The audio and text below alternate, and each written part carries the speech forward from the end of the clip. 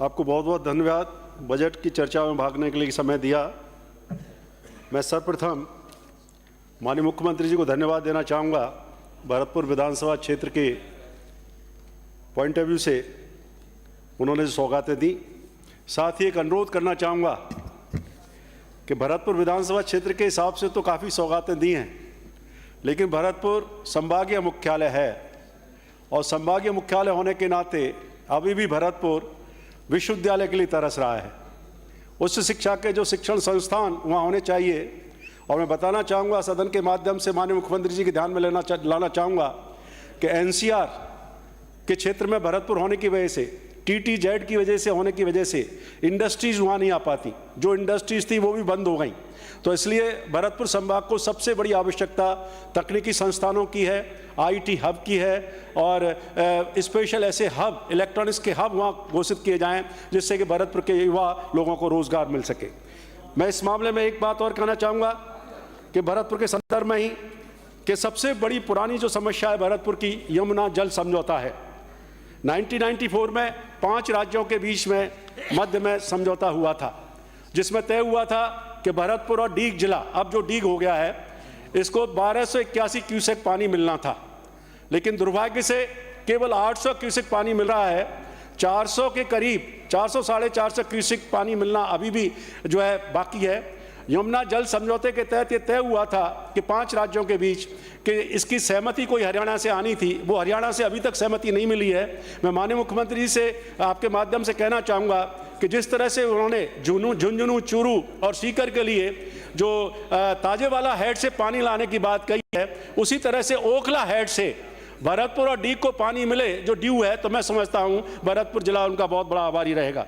इसी के साथ साथ मैं बात करना चाहूँगा मेडिकल सेक्टर की। पूर्व की बजट घोषणाओं में लगातार 10 सुपर स्पेशलिटीज़ की घोषणाएं की गई थी, उनको शुरू करने की मांग कर रहा हूं। साथ ही ऊंद्रा, गामरी, बरसो और घुसियारी में प्राथमिक स्वास्थ्य के जो है केंद्र खोलने की मांग कर रहा हूं। साथ ही जाटौली, रतवान में 2 GSS दिए, बहुत बहुत धन्यवाद देना चाहूँगा ऊर्जा मंत्री जी को, माननीय मुख्यमंत्री जी को भी। एक GSS की सख्त जरूरत है जाटौली, रतवान में, उसको भी घोषणा करें। और साथ ही CFCD कार्य में जो रुकावट आई है उसमें गति ला करके उसको काम को पूरा करें।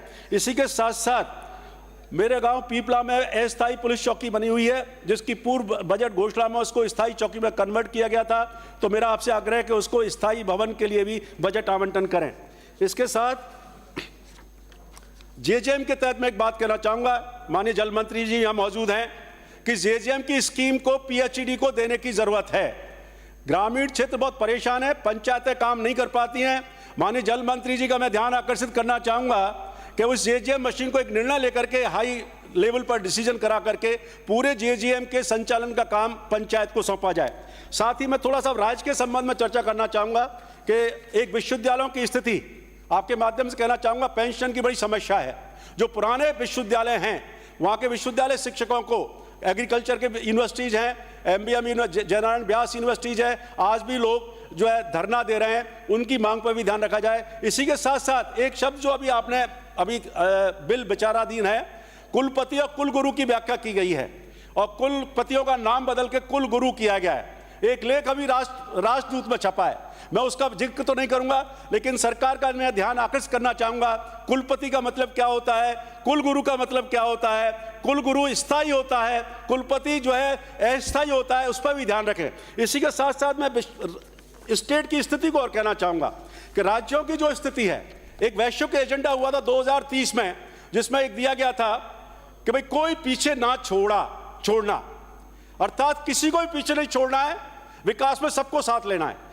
लेकिन प्रदेशों में स्थिति क्या हो रही है माननीय सभापति महोदय, स्टेट की फाइनेंशियल पोजीशन बहुत खत्म होती चली जा रही है। और जब से GST लागू हुआ है, सबने लागू किया, उससे राज्यों का स्कोप कम होता चला जा रहा है। और जो 14 में वित्त कमीशन ने जो रिकमेंडेशन की थी कि डिवोल्यूशन फंड में जो है 42% राज्यों को मिलना चाहिए, वो 41% मिल रहा है। तो मैं कहना चाहूंगा इस बात को वित्त मंत्री को उठाना चाहिए कि राज्यों को वो हिस्सा 41 की जगह 41 की जगह 42 मिले।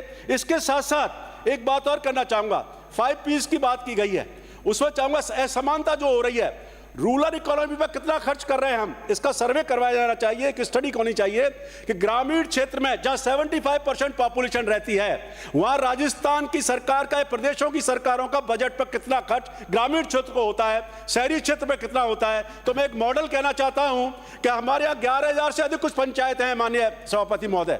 उन 11,000 पंचायतों में अगर 5 वर्षीय एजेंडा, सरकार का एजेंडा 2047 तक विकसित राजस्थान, जिससे भारत सरकार का एजेंडा विकसित भारत की बात कर रहे हैं, तो आपके पास करीब करीब 25 वर्ष हैं, 22 वर्ष है। 22 वर्ष में प्रत्येक वर्ष 500 पंचायतों के लिए 10-10 करोड़ रुपए लेकर के इंटीग्रेटेड डेवलपमेंट प्लान लगाया जाए, जिसमें बिजली, पानी, सड़क, नालियां और जल की व्यवस्था कर दी जाए। तो प्रत्येक वर्ष केवल 5,000 करोड़ रुपए खर्च करना है। और मैं समझता हूं 5,000 करोड़ खर्च करने के बाद 20 वर्षों में सारे गांव में मेडिकल की सुविधाएं, ग्राम पंचायत हेडक्वार्टर पर जल की सुविधाएं, नालियों का निर्माण, जल निकासी की व्यवस्था, स्वच्छता का अभियान और मेडिकल के केंद्र खुल सकते हैं। माननीय अध्यक्ष, माननीय सभापति महोदय, एक बात और कहना चाहूंगा इस संबंध में। समाप्त कीजिए।